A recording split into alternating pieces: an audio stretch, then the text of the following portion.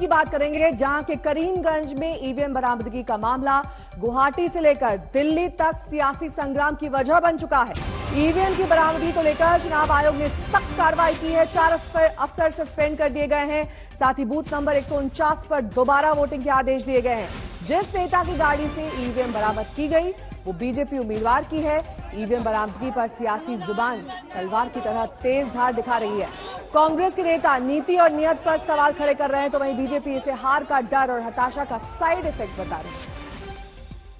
3 तस्वीरें हम आपको दिखा रहे हैं, किस तरीके से कार में ईवीएम बरामदगी को लेकर अब दिल्ली तक सियासी उबाल देखा जा सकता है। 4 इलेक्शन अधिकारी सस्पेंड तो कर दिए गए हैं, लेकिन सवाल यही कि आखिरकार ये ईवीएम मशीन बीजेपी के उम्मीदवार की कार तक कैसे पहुंची, कौन कौन लोग इसमें शामिल हैं, इसकी भी जांच निष्पक्ष तरीके से की जाए, ये विपक्ष मांग उठा रहा है। द्वितीय पर्याय निर्वाचन बीजेपी और मित्रजोटर पक्षत इतिमध्ये অসমৰ ভোটদাতা ৰাইজে ভোটদান কৰিছে আৰু এই কথা নিশ্চিত পুনৰবাৰ মই কৈছো আকৌ এবাৰ বিজেপি চৰকাৰ হ'ব এই কথাটো নিশ্চিত অসমৰ ৰাইজে মনে প্ৰাণে বিচাৰিছে।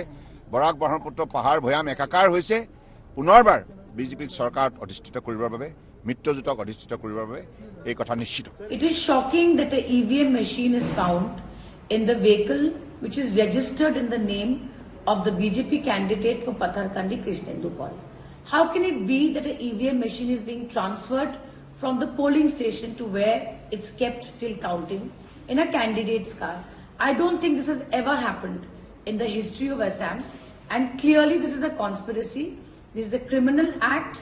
We demand that this candidate is disqualified. Action is taken against every officer involved, and it is clear that the BJP is losing Assam and they are actually using illegal means to win.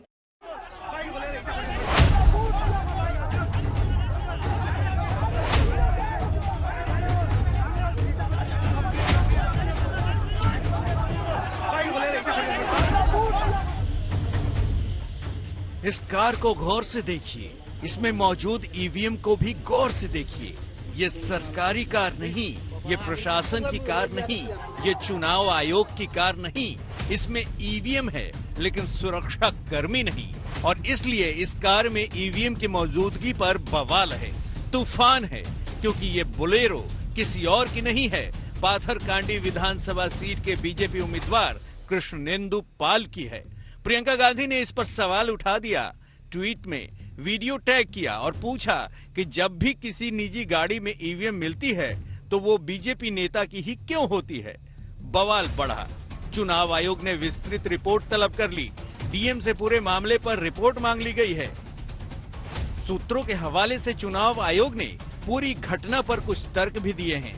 कहा गया है कि EVM ले जा रही गाड़ी खराब हो गई तो लिफ्ट ले ली गई, जो कि बीजेपी उम्मीदवार की निकली। चुनाव आयोग के हलफनामे में ये कार कृष्णेंदु पाल की ही बताई गई है, यानी इस कार के बीजेपी उम्मीदवार के होने पर कोई शक नहीं।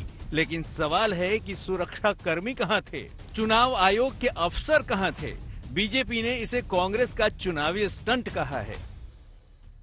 जैसे जैसे चुनाव के मतदान करीब आते जा रहे हैं, वैसे वैसे सवालों के जो सूरमा हैं उनके सियासी सूपड़े जो है वो सूझते जा रहे हैं। और जो सियासी सूपड़े जब सूझ रहे हैं तो उसका एक ही कारण है और एक ही अर्थ है कि उनको इस बात का एहसास है कि एक बार फिर उनको जो है वो बुरी तरह से हार का मजा चखने का समय आ गया है। ये ऐसी घटना है जो निष्पक्ष चुनाव पर संदेह खड़ा करती है। अब चुनाव आयोग की जांच रिपोर्ट का इंतजार है। गुवाहाटी से तनुश्री पांडे के साथ आज तक ब्यूरो।